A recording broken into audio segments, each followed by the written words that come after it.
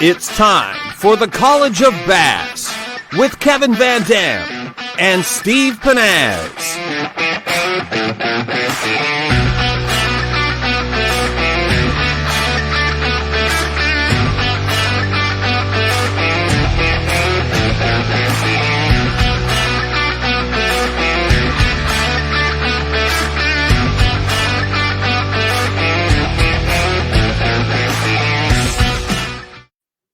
Hey everybody, welcome to College of Bass tonight. Thanks for joining us. We're presented by Plano. Hey, I know I'm not the only one this past week that really enjoyed the coverage of Red Crest and the elite tournament down on the Tennessee River. And you know why? It's because I love tough bites. And tough bites are the situations where the learning curve really explodes. And there was a lot of great information that came out. Hey Kevin, how you doing tonight? Man, I'm doing great. Excited. We got a heck of a show planned. Yeah, we really do. We got some good stuff. But hey, one of the things that stood out at Red Crest to me was during the knockout round, you mentioned on camera that you were getting a lot of strikes, a lot of short strikes. And I didn't think much of it until Friday during the championship round. I don't know if it was Zach Berger or somebody else, but he mentioned the exact same thing about getting short strikes. So when you run into that, what are some of the first things you start looking at in terms of getting, turning bites into fish in the boat? Yeah, we had a warming trend. There was a full moon coming, and the fish are wanting to spawn, and those males are the first ones to move up. And in Major League Fishing, we were fishing a 2-pound minimum there at Red Crest. So a 14-inch legal bass there is like a £1.4, £1.6. So you have to target that next grade of fish. You got to target those females. So I was using a Strike King Thunder Cricket. A bladed jig is one of my favorite big fish baits in the pre-spawn like that. And a lot of those females should stage right outside of where those males first start fanning beds. So that, or a swim bait, going to a bigger bait and thinking, based on the time of the year that you want to fish something that's just a little deeper, just out in front of, that real shallow cover where a lot of those males and stuff might set up. So that's what I was trying to do, but they were biting funny that day for me. It was frustrating. I lost 4 good ones and it cost me, with that format, anything can happen on the championship round. And so I was pretty bummed. I'll be thinking about that one for a while. A number of questions that came in, especially after the show from a couple of weeks ago when we went deep into spinner baits. They asked, why were you throwing a Thunder Cricket versus a spinner bait in that situation? Well, the biggest thing is throwing a 3/8 ounce Thunder Cricket in that real shallow water. A bladed jig has a ton of lift, and it allowed me to have a bait that had a ton of vibration and keep it in the strike zone longer. It's real. I could reel it real slow, put it on 20-pound fluorocarbon, and just fish it real slow. Literally most of the bites that I had were in, a foot to 2 feet of water at most. And, a spinner bait, you throw it up there, you got to throw a light spinner bait with big Colorado blades. And I did throw one, but it just seemed like that Thunder Cricket was the best, especially, that first day it was easy. I caught 20 pounds quick, and actually laid off and went practicing. So, it's just the way, that's how fast they change that time of year. So last Sunday, Jeff Gustafson won his first elite event, and really it was a technique that kind of blew everybody away with the Damiki rig, or what they call up north the hanging a minnow thing. But you weren't really shocked that he actually won the tournament with that technique, are you? No, it's a great wintertime technique. It's just real subtle, and any place where there's shad and real cold water like that, it's going to, it's a swim bait without the action. And, those fish were there. He had it down, he was just basically drifting that canal between the two lakes, between, Loudon there and Telco. And it was in Knoxville. I've practiced that thing when we fished the Classic there a couple of years ago, and it was an awesome area. I side imaged all those rocks, and so I spent a bunch of time there just fishing like I normally would. I dragged a tube just like we would in the Great Lakes and stuff. So it was pretty ingenious that he was hanging that thing above him. But with all that current there, those fish would just see it go over the top of him, and he caught the heck out of him. It was impressive. He won that thing wire to wire leading from the first day. And that's not real common to win wire to wire. Why is that most of the time? You run out of fish or what? It is. It's hard, I mean, local pressure and things like that, just like at Redcrest, Brian Thrift dominated the first few days, and he had one spot he was doing that from, and, the pressure and locals, and it just got to him. The great thing that Gussie had is he had a pretty big area there. I mean, that canal is long and there's a lot of different rocks in it, and nobody else had any idea. Even just watching him drift, they don't know exactly what he's doing. So that's how tournaments are typically won. That's why pro fishermen are who they are, is that they usually figure out things that are different than what the locals ever do in that area. I mean, who would have ever dreamed that it would have been won on the Damiki rig, or Redcrest would have been won on a jerkbait in brush piles at Lake Eufaula? So it's the same kind of thing. I mean, it happens almost everywhere we go. Hey, a little bit later in the show, we're going to bring in Plano Pro Christine Fisher. She's well known as a tournament bass fisherman, but from kayaks. She's been fishing a number of circuits. There's actually 3 kayak tournament circuits out there, and she fishes probably 20 to 25 events a year, which to me is a lot of time on the road, man. But she'll be in segment 4, and I'm looking forward to talking to her. Yeah, she's really good at it. Kayak fishing has just exploded in the last few years, and with a kayak, you can get to places that you can't get. I can't get my Z21 anywhere close to there, and it's fun. I've done it a good bit. I've got a couple of nephews that are really big into it, and they fish the tournaments and stuff too. So it is a sport that is growing really fast. I got to tell you a quick kayak story. I was on a local body of water. Didn't know it real well. Just moved there. I grabbed a kayak one morning because I didn't have a boat in the water, didn't have a dock, anything. I was throwing a weightless plastic worm along a weed line. I get a thump, set the hook. I thought I had about a 20-pound muskie on. Pull up, it was actually a giant pike. And I reached down to grab it. I could barely get my hands around the back. And as soon as I touched the fish, it went into an S and jumped over me. It literally jumped over my head and landed on the side of the boat. So kayak fishing, it can be really fun. Hey, before we go any further, Kevin, I want to congratulate John Creek of Wymore, Nebraska, for winning the Plano prize pack last week. We're going to give away another prize pack tonight. It's worth $275. It's from Plano. It's got a great Plano box, some great baits from Strike King, and some Plano Edge boxes. And the other cool thing is it's got the Yeti College of Bass mug, which is also pretty special as well. Yeah, the cool thing is that Yeti and Plano got together, and they are donating all the proceeds from this mug that you can buy off the Plano site, to the Professional Bass Fishing Hall of Fame. So, I mean, it's a super cool mug. I use mine. Like, this is the one sponsor product. Yeti's a sponsor of mine, and I asked them about doing this, and it's the one thing that I use every single day. And I get coffee in the morning. I keep water in it all. I drink a lot of water. I keep it in my boat, keeps ice forever.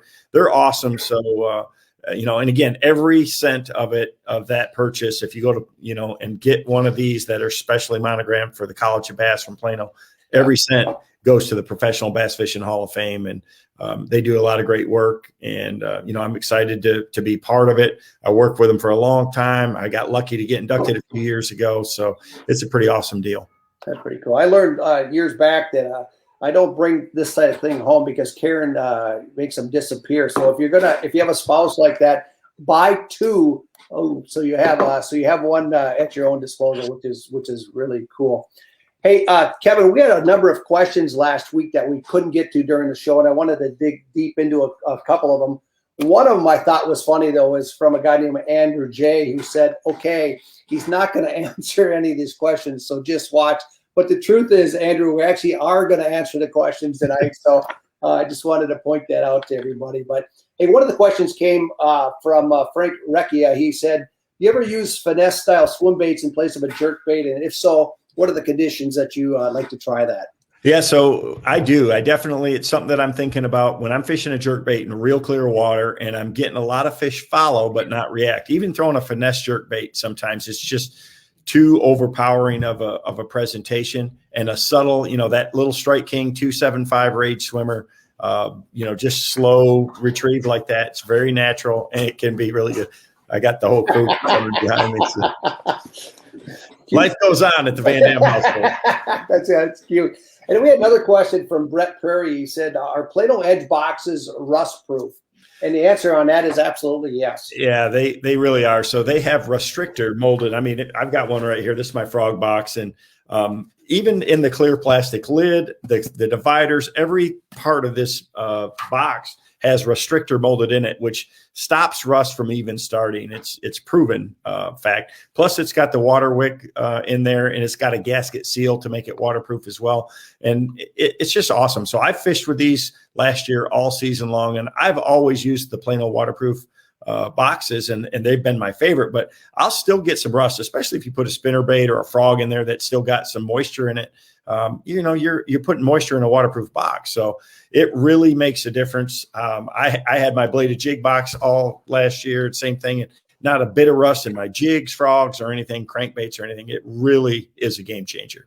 So what do you think about it? I mean, how much do you have in a crankbait box or a jig box? Oh, I mean hundreds. Yeah, I've got 170 Thunder Crickets in my Thunder Cricket box, and they're $14 a piece. If you take a 6XD box and you're gonna have I've got thousands and thousands of dollars invested in those baits, and then I replaced so many of those treble hooks on my crankbaits with the Mustad KVD treble. So not only the time, but the investment in the treble hooks there too. Same thing. Your terminal box. Who knows how much money's in my terminal box, So you want to make sure that you're doing it. So, even though an edge box is a little more expensive than a standard, Plano box, it's well worth it. Yeah, especially for the rust proofing. Hey, I wanted to move into segment 2, which is really to go into frog fishing. I know every angler has their favorite type baits. And, for me, I love fishing frogs. They're very productive. But it's not the first bait I go to in a lot of situations, and probably situations that I probably should be. But I have to admit, when Fred Rubanis pulled out a frog during Red Crest last week, I was stunned. I mean, he was the only one in the field. 50-degree water, and he's throwing a frog. Yeah, but I also noticed you had one tied on. You had one tied on a rod on your deck as well. So talk to me a little bit about frogs. So for me, I was waiting for it to happen too. I knew it was going to be warming up a little bit, but he was making it work when it was still really cold out. Those fish were shallow. A frog has got a ton of action. It's a bait you can keep in the strike zone for a long time, and big ones just bite it. And people think, that, hey, it's awesome for just heavy cover, but it's great in open water or just, around isolated targets.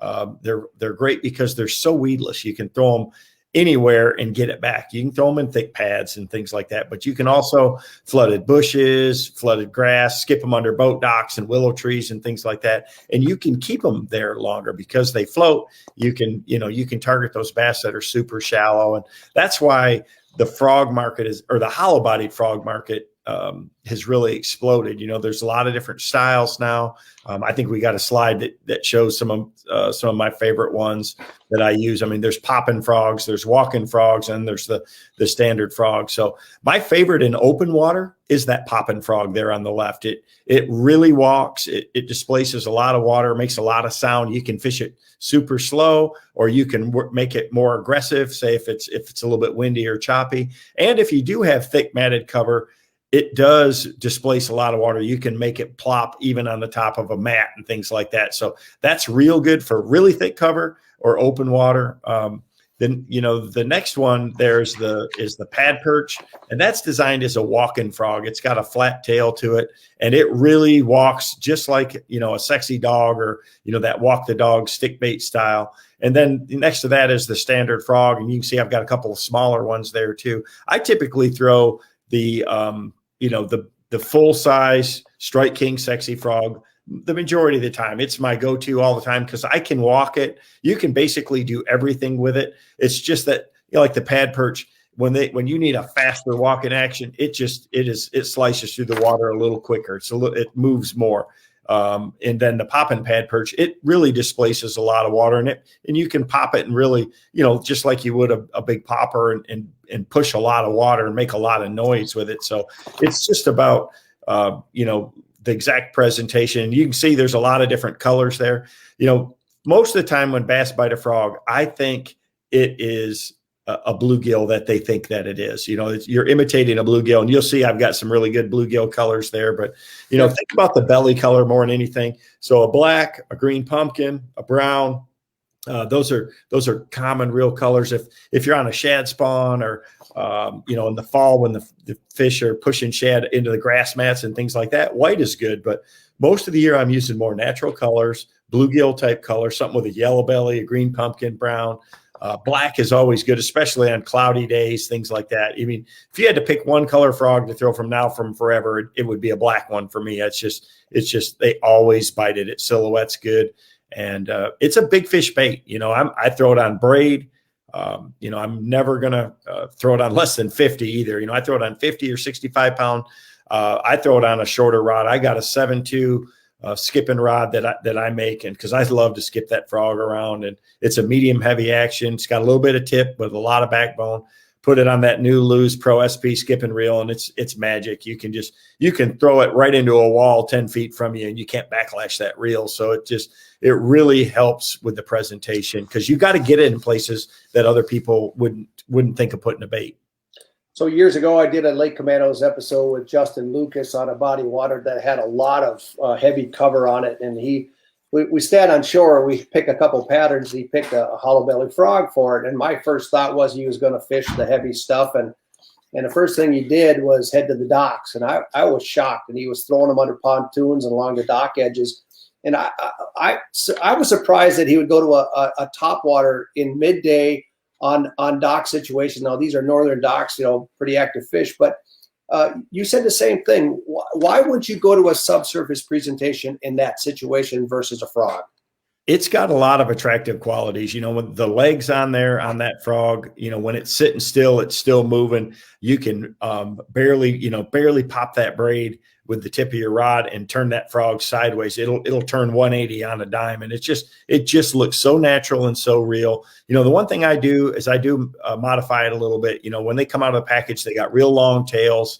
The more tail that you have on your frog, the more it's like a parachute behind it. It creates more drag, and it slows that walking action down. So if I want that thing to really go like that, you want to shorten the legs. So I'll usually make one about a 1/4 inch shorter than the other one, and that makes it a little off balance. So if one's a little shorter, every time that frog stops, it's going to have a little less drag on that side that's shorter, and it makes the frog turn more. So it makes it walk easier by having those legs trimmed that way. I kind of had some of them trimmed in the shot that we showed there. There were some that were standard and some that weren't, but the less legs that you have on there, the more action that thing's going to have. So like at Gunnersville in the fall, one of the things a lot of people do down there is take all the legs off them so that it can it'll just turn right on a dime in its spot on top of those weed mats. They're not seeing the legs on top of a milfoil mat or a hydrilla mat anyway. So taking those legs off can help that action. So just think about that a little bit with it. There's a lot of different types of frogs. There's some that you can with buzzing tails and things, but I like something that has those legs on there. It's great in open water. It adds that extra action, and big ones bite it. It's a fun way to fish, and it's really, really effective. Are you a fan of the action tails type baits that are out there nowadays? If I'm going to throw a buzzing frog, I'm going to throw more of a toad style bait. And, I've tried a couple of them that have the action tails on them, the little paddle tails. And I've missed a lot of fish with them. The thing about a frog is I'm never, ever going to throw it without braid. The greatest innovation to help frog fishing was braided line. So one of the first tournaments that I ever fished was way back in the day at Thousand Islands. It was the first year of my career. It was like 1989, and Dusty Pine won it with a rat in Lake of the Isles. And it was an awesome Bassmaster show at the time. Where you're just working that little white rat over the top of these cheese mats, and these big ones would blow up, and you missed a lot of them, you'd lose a lot of them. But now these frogs are so much better designed. The bodies are designed to match these premium hooks, and they're soft, so they collapse. And with braided line, you just don't not get a hook in them. You can make a long cast, you can get them out of heavy cover, but even in open water, you want to throw braid. So I was going to ask you to rank frogs in terms of how important they are to you in terms of baits. And I mean, where do they rank with you? if I'm fishing a shallower water tournament, I have one tied on all the time. I mean, I love fishing a frog. I've learned a ton about it. Again, guys that are really good with them, Fred Rambanis and Ish Monroe, those guys are known for it. They made it popular. Dean Rojas, he won, several tournaments on a frog, but now everybody throws them. They had an edge when they were the first guys that were throwing them around docks, and they were throwing them in open water and throwing them over shallow grass and things like that. It's just a different presentation that big bass can't hardly help. It really imitates, a bluegill or a dying bluegill or sunfish or brim, something like that. And they just won't pass them up. So. Yeah. Hey, there's a shot of you here in the middle of a pad field, and this to me looks like your typical.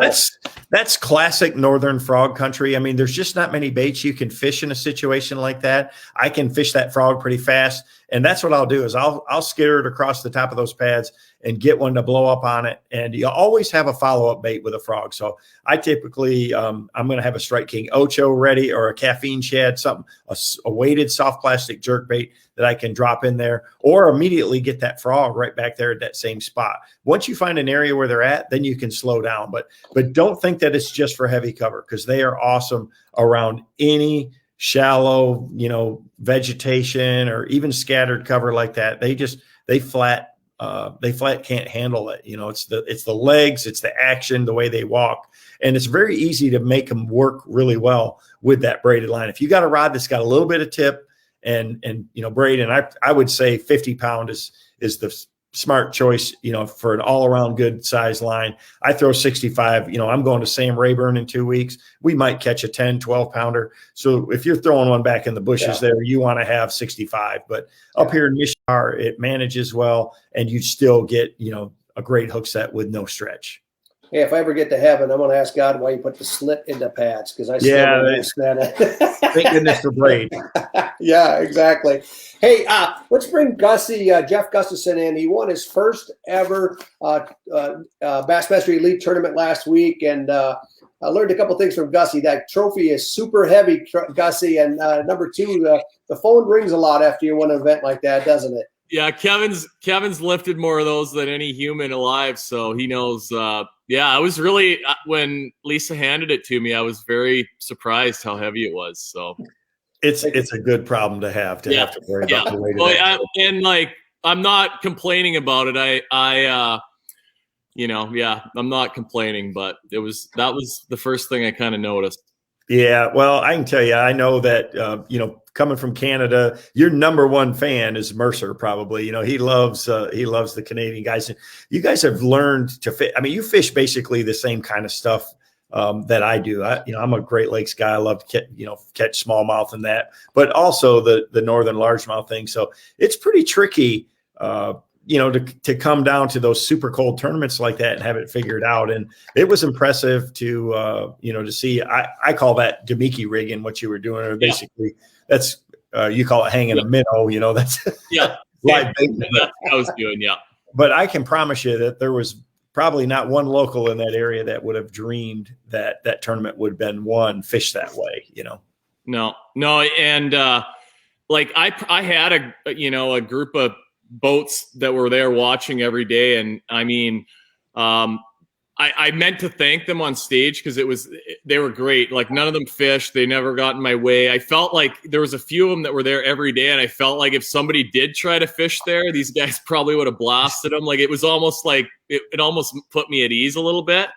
And I mean, if we were a couple lakes down the river, it might not have been the same. Yeah, I know what you're saying there, but no, I know that a lot of the fans just really want to learn. But even though if they were watching you drift that canal, and trust me, I fished that when we had the classic there a couple of years ago. I spent a good bit of time when you run your mega side imaging there. It is just awesome looking area, all those rocks on the bottom and that. But I was dragging a tube.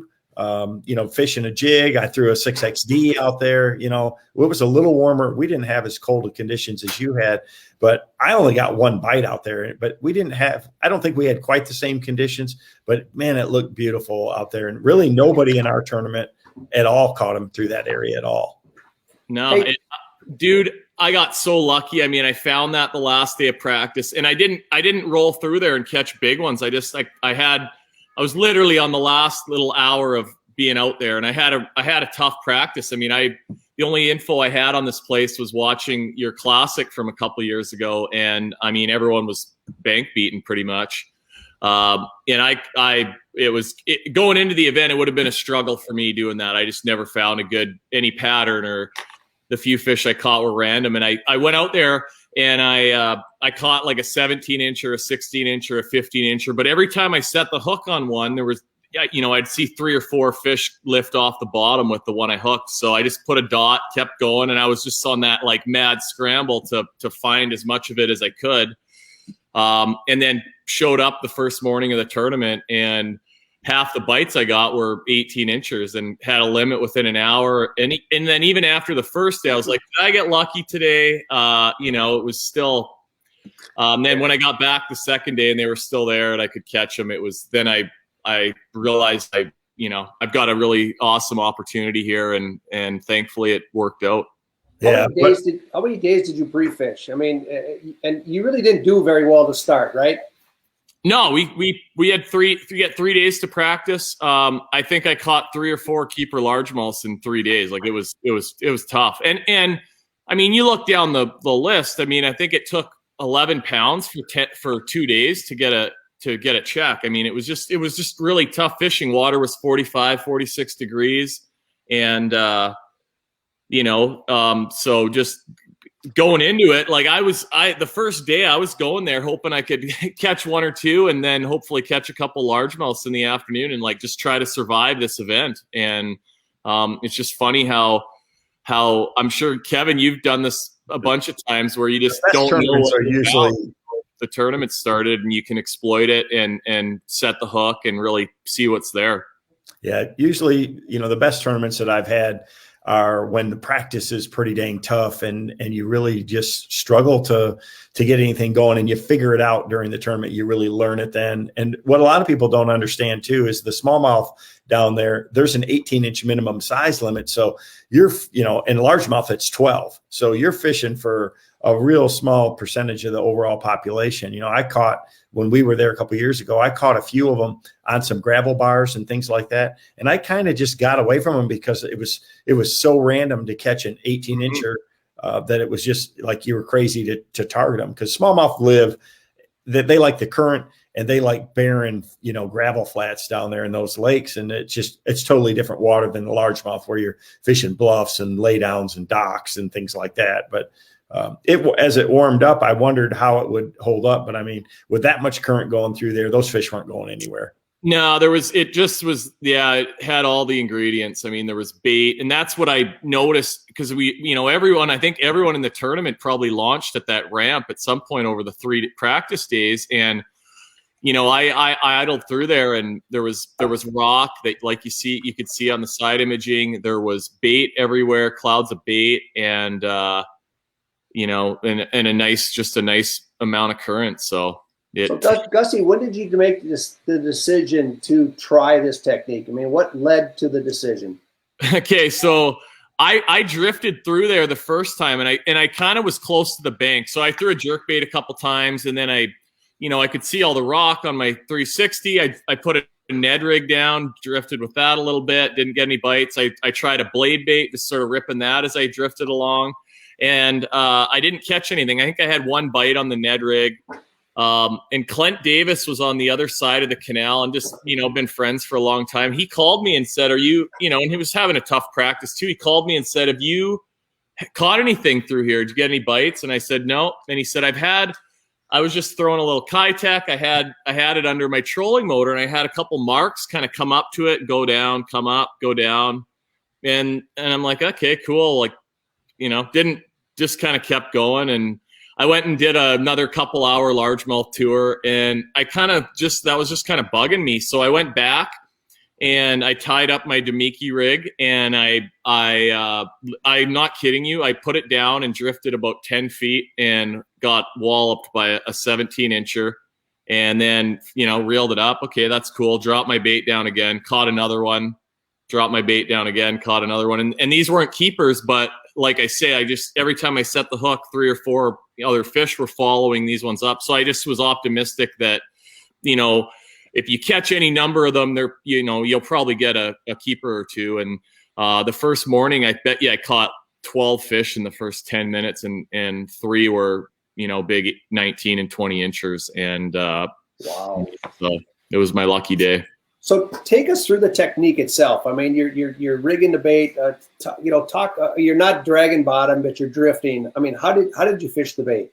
So very critical that you kept the bait, on your 2D screen. I watched my bait the whole time. If you lost it, you weren't. I had to keep it. It felt like between a foot or 2 off the bottom, and there was a lot of rock, and I wanted to drop that bait in those holes behind the rocks. Like that's where the fish were kind of hanging out and sitting, just waiting for something to blow over their heads. And so it was a little bit of practice just to kind of follow the bait with my trolling motor and stay on top of it. And just like up here where I live at Lake of the Woods and Rainy Lake, from midsummer through the fall, that's the predominant technique to catch smallmouth. I mean, all my buddies are really good at it. It's just and walleyes, we catch a lot of walleyes doing that. So it was just a technique that I was comfortable with. It was natural. And, it just seemed right. The funny thing was I had, I'm a big Ned rig fan. I mean, like we all are. And everywhere I've ever been, I mean, it's if you know where the fish are, it's hard to beat a Ned rig if you can put it in their face. And I couldn't catch them on it. I'd get drum, and these fish were really glued to the bottom. I mean, I couldn't drive around and necessarily see them on my console unit. Yeah, you had to have a bait down there to kind of suck them off the bottom to where you could see them. But yeah, they just that Damiki deal worked, and I just I found it late in practice. I would have loved to have figured it out earlier in practice, and I could have tried some swim baits and different baits. I mean, they were spitting up shad. They had big, quite a few had tails sticking out of their throat. I mean, they were in the mood to eat for sure. So there could have been other ways to catch them, but it worked pretty good. And, I just never really had in the tournament. The first few days, I mean, I caught, I didn't want to burn it up. I mean, I felt like if I got 5 keeper smallmouths, that was a solid day, and it was, and I was just right back to Knoxville. Yeah, it's hard. If you catch 5 18 inchers, those fish are built different because they're swimming in the current all the time. But 5 18 inchers there is going to weigh 15 pounds, I mean, should. Yeah. And you get a few good ones in there, and consistency when you have a tough tournament, I mean, the whole country was experiencing crazy. I mean, that's why our red crest got moved from Texas, because the lake down there was still froze, and the conditions got nice at Eufaula, but when we showed up, the same thing. The water temperature was in the upper 40s there, and it just doesn't get that cold down there. So Knoxville, I mean, I thought that you guys would see upper 30s when you got there, and that's brutal. That's just tough to handle. But when you get a shad kill and when you get cold water like that, that's when those fish, they start suspending off the bottom and they start following. But that current, I'm sure, had them sucked down there, and that rig was just perfect. The way it stands out. I mean, basically a Damiki rig, for anybody that doesn't know, is it just stands out off to the side of the jig head, and really makes it look like it's just a shad just fluttering down with the current. And Dusty, do you have a copy? Do you have a bait with you? What are those? I got my rig right here, and that's the one I use. So I'm using a Z-Man bait, and I think there's something to the Elastec that it's buoyant, and I think it just promotes being horizontal and natural in the water. And then the other thing, like I was constantly, if I was check setting or I caught a fish, like you can see how that knot is kind of off to in front of the bait. That's no good. You want that knot like totally vertical, and that's going to just help the bait sort of, be natural in the water.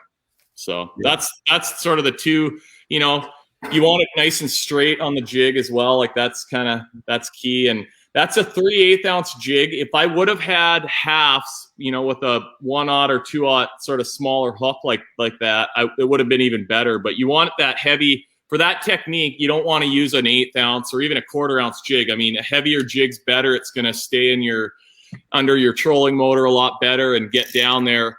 Especially in the current, around, it just stays with the boat a little bit better too. Yeah. The main thing, we do a lot of that drift in the river here we call it slipping with the current. I've done a lot of it steelhead fishing and things too, where you're basically trying to match the speed of your bait, which the current down on the bottom is different than it is on the surface. So you're using your trolling motor to try to, once you get that locked on your, I imagine you're using Helix or Solix 12s on your boat, and where you're just focused on trying to keep that in the same zone, keeping your boat over it. So sometimes you got to speed up, sometimes you got to slow down just to keep that locked on the graph. And this was interesting too. Like the first 2 days, pretty calm, not a lot of wind. And it had been dry for a few days. So I don't, I guess probably just not a ton of flow, but the current was like 0.8, 0.9, 1 mile an hour.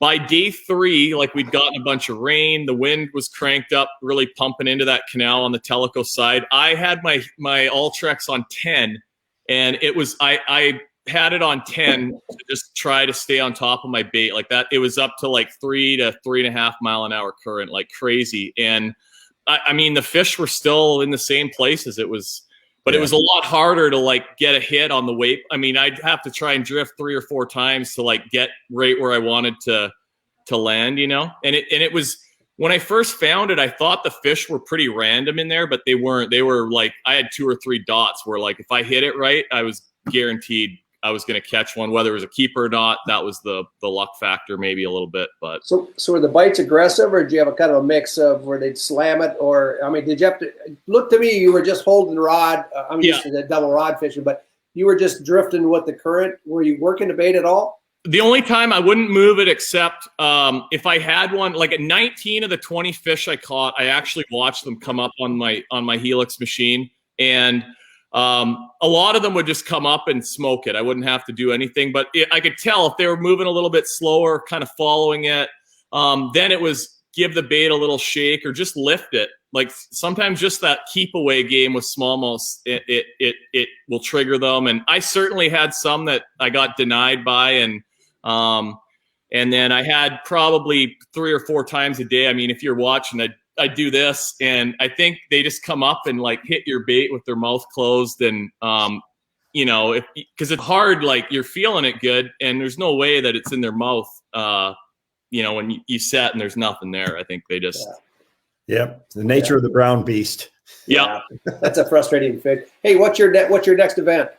I got about a week and a half off here, and then it'll be back to Pickwick in Alabama. So we're right back at it here pretty soon, and maybe another smallmouth event. We'll see.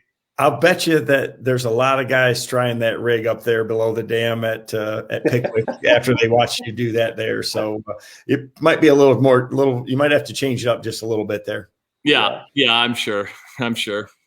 Hey, Gussie, we got to let you go, but thanks for coming on the College of Bass tonight, and congratulations, dude. That's an awesome event. So awesome win. Yeah, thanks so much, Kevin. I talked to Mercer about an hour ago, so he did say to say hi to KVD, and he thinks the world of you, as you know. And my pleasure, guys. Thanks so much, and all the best the rest of the season.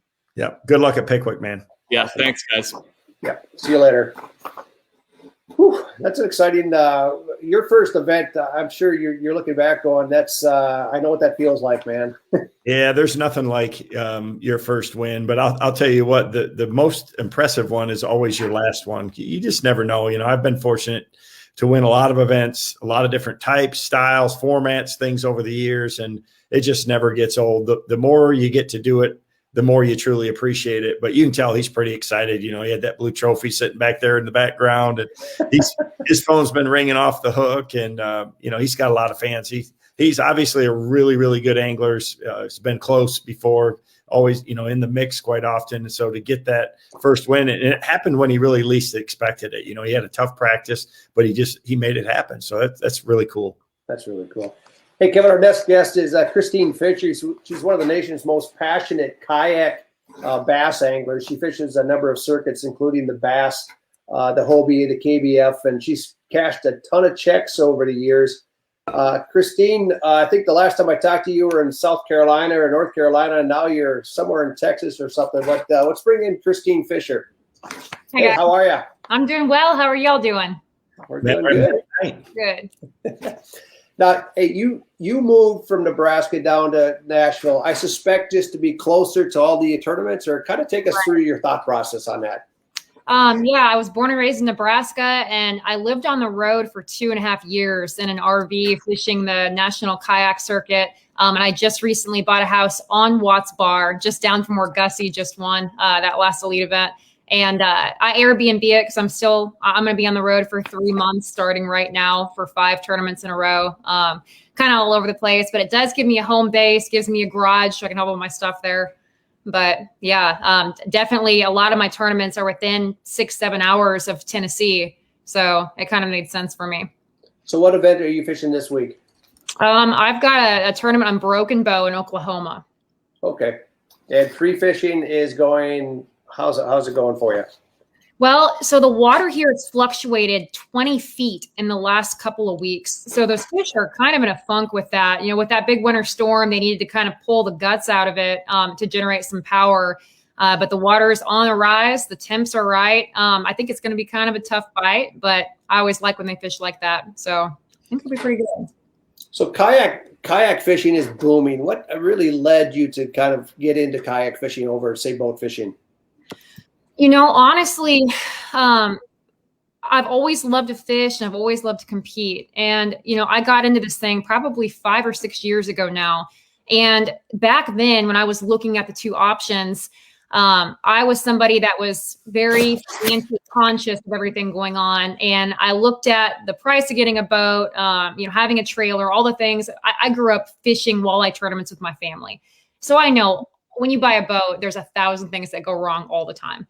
And I'm thinking to myself, you know, I could do that, or I could be a co-angler. I thought about signing up as a co, but back then, you know, I don't really learn as well that way. I like to be in control of my decisions, live or die by my decisions. And I saw a flyer for a kayak tournament, and I thought I can get into this relatively inexpensive, low cost of operating, and it kind of just caught fire, and I love it. I can get out there on my own, find my own fish, make my own decisions, pattern the fish. And I think I've learned a lot more with all that time on the water and kind of making my own choices out there. So at that time, it was right for me. Hey, Kevin, have you had a chance to fish much out of a kayak? You know, I do a little bit. I've got a couple of nephews that are big into it and fish a lot of the tournaments. And believe me, it's gotten really technical for kayak tournament anglers too. They've got super impressive rigs. They've got ways to get them in the water and hard to get to places pretty easy. And I mean, you are limited with your tackle, but you can get into areas that other people can't, that I can't get my Z21. You know, there was a big kayak tournament going on the same time when we were at Lake Fork last year. And, right. And I've seen kayaks coming out of the woodwork in places that I fought and worked to get into. And you come around the corner, there'd be a kayak already there in the back and the little hidey hole where the fish were at. So that's what's neat about it. But for me, what the hardest thing would be to limit my tackle. So, I mean, how do you organize, or how do you plan your day out, and how do you store your tackle on your kayak and rods and reels? Like, how many rods and reels do you carry, and how much tackle? You know, Kevin, I'm honestly kind of a gear junkie, and I've got a kayak that allows for my obsession of having too much stuff. I've got a large crate, and I get, you know, that Plano makes those edge boxes, and those things are so slick. I can fit about 8 to 10 of those in the back of that H crate.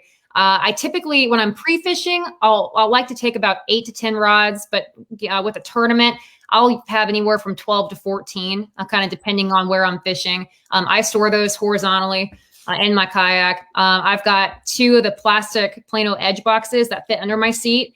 So, you know, I own about 10 of those, and I have various creature baits, stick baits, tubes, what have you. And whatever I'm using the most of for that tournament, I'll grab 2 of those boxes, throw them under my seat act as backstock. And then up front, I've got another large compartment that I've usually carry swim baits and just excess, whatever I need for that given event.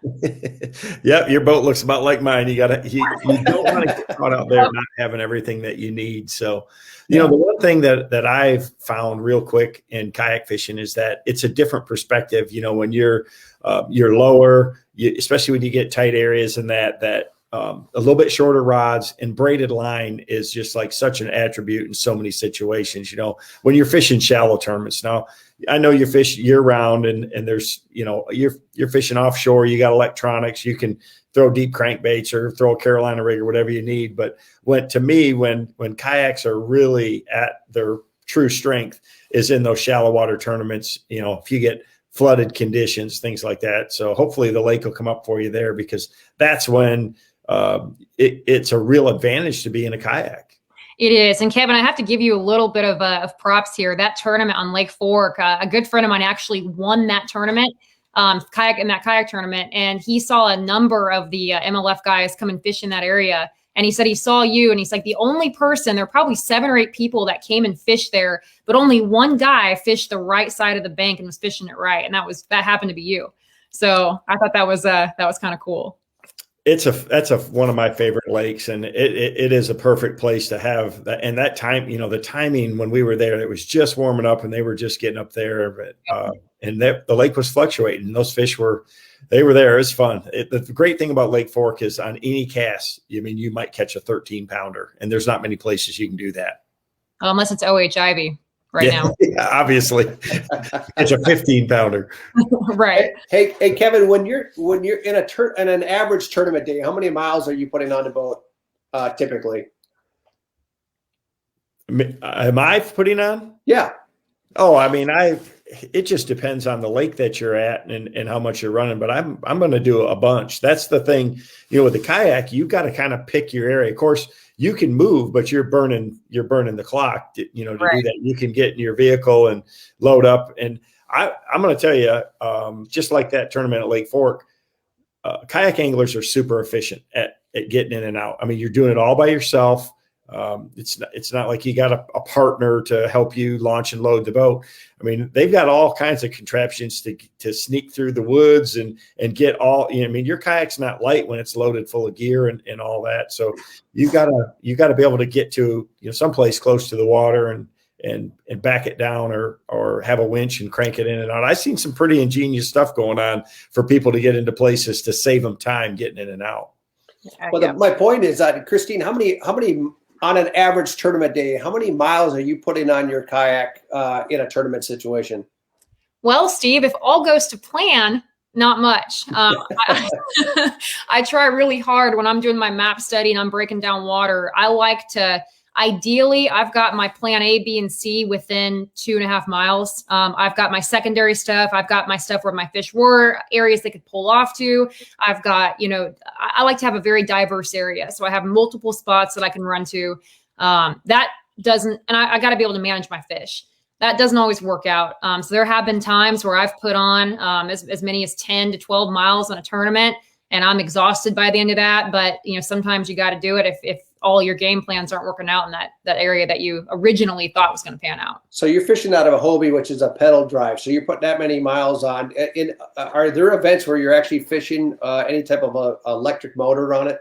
Yes, the Bass allows motors, and so does KBF. So the Hobie, the 3 national trails, there's one of them that's just human propulsion. The other 2 do allow motors. And I this last year got an electric motor, Torpedo, which definitely saves some energy. And it is very advantageous for covering a little bit more water.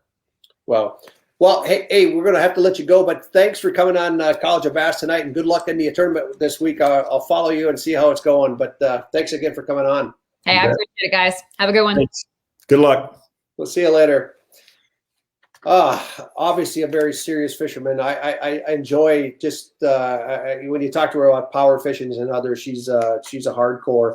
Hey, Kevin, I wanted to move into some questions before we run out of time. We've had a ton of them that came in. It goes so fast every night. I look at the clock, we got 11 minutes left, and it's like, it seems like we started 5 minutes ago. So it's kind of fun, but hey, Tom Wolverton asked, he said, do you ever think about flipping or throwing a jig when the time is right for it? He said, I've never seen you throwing a jig, just wondering why. I throw tons of jigs. Matter of fact, I have 4 Plano Edge jig boxes rigged up. So I do have one with bladed jigs, but I've got 3.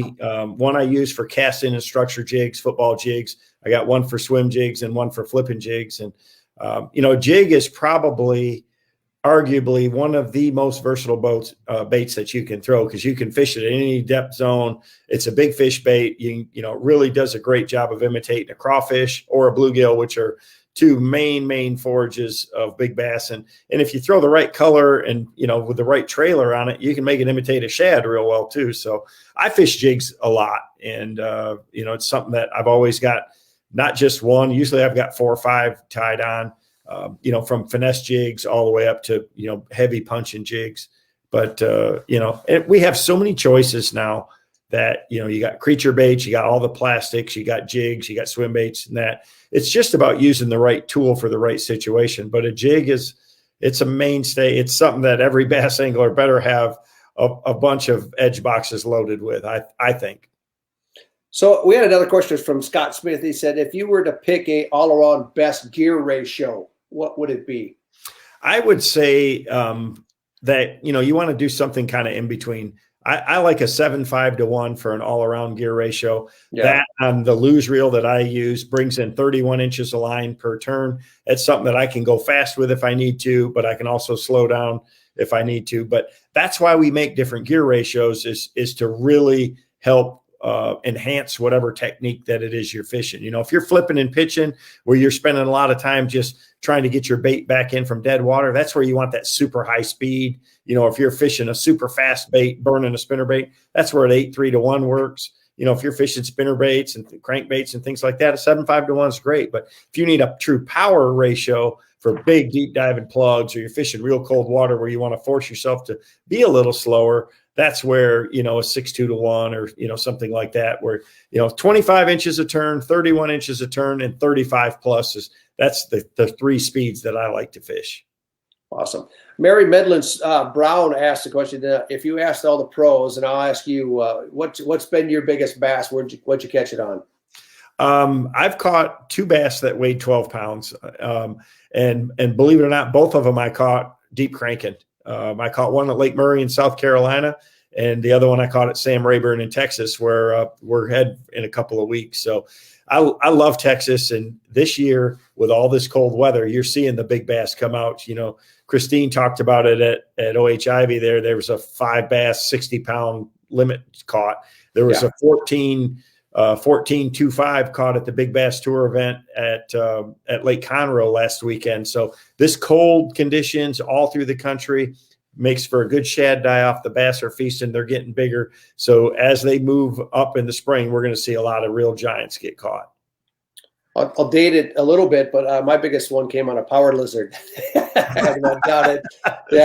Northern Florida. It was just over 11, which was a pretty awesome fish. But hey, another question was, if you had a preferred length for swim baits on a bladed jig, what would it be? For a rod, my favorite rod for bladed jigs is a rod that, I designed one. It's a composite rod from Lew's. It's a 7-foot one. It's a medium heavy action. It's got a lot of backbone, but a little bit of tip. But because it's composite, it just allows those fish to get the bait good before you pull on them. You feel so much when you're fishing a bladed jig. You feel all that vibration, and you feel the fish actually come up and inhale it. You want to make sure that they get it all the way in their mouth, and that's why I like that rod. So for targets, that shorter rod's better. I've got a 7.4 version that I use for open water grass. Where your accuracy isn't as important, but that's my go-to for it. Awesome. Aaron Smith had asked, he noticed at Red Crest you were fishing a white thunder cricket day 1, day 2, but he said it looked like you switched colors on day 3. What was the thought process in that change of color? Well, the biggest thing for me is I was there was a lot of shad around, so I was throwing a white one, but I also had a green pumpkin. I was switching back and forth. Fishing a lot of the same areas, through it, just trying to show them something different. The green pumpkin really imitates a bluegill real well. And the white, was the shad, and really the sky conditions too. So the first day was real cloudy. We had a little more wind and that. And that white, a little brighter color, they were more active and aggressive, and they were choking it. I mean, I caught them really good on the white one the first day. And then as the sun came out, it seemed like that green pumpkin was better because the water was, it was stained, but it wasn't muddy. All right. Next question is from a guy named Steve Pennaz. He says, can I join you next time you and Luke Bryan fish together? Yeah, Luke's a great guy. And, anytime that I'm heading through that area, it's a lot, we try to get together. He came up and fished with me last year in Michigan for smallmouth for the first time. And he's truly, truly passionate about bass fishing. He loves it, man. I mean, and one thing you probably wouldn't know, you'd never guess, is that he is allergic to bass. He's allergic to bluegill or crappie, anything with scales. They'd make him all, get itchy and swell up. So he has to take an Allegra to do it. But he loves it so much, it hasn't slowed him down. He's been fishing for him his whole life. And I just think he's just a fun guy for somebody that's had as much success as he's had to watch him on the water. He's just like a little kid every time he catches one. So it's fun. I noticed the photo that you had. Did you stop on the way back from Redcrest or something? Yeah, I mean, I had to drive right by his house, and he called me out of the blue, and he said, "Well, man, where are you at? What are you thinking?" And I said, "Well, it's funny, man. I'm really close to where you live." And he's like, "Well, man, what are you doing?" And he had been golfing with a few buddies, and he came right from golfing to go, to be able to jump in my boat. And he's just he's a sponge though. He's asking a million questions, wants to learn more techniques. We caught him really good on a jerk bait. It was really cold. The water was like 45 degrees, and they just didn't want to chase much. So we caught him on a jerk bait really good. So he's a big fan of that now in cold water. It's funny. One of the pro anglers on the Berkeley staff is a guy named Mark Kortz, and he fishes walleye and bass, and he's actually allergic to fish as well, which is really interesting for someone that's a professional. He's also a Great Lakes captain with a charter service for that, but he's allergic to fish, which is really interesting. Hey, we're running out of time tonight. We got a really strong show next week. We've got Clark Windlet.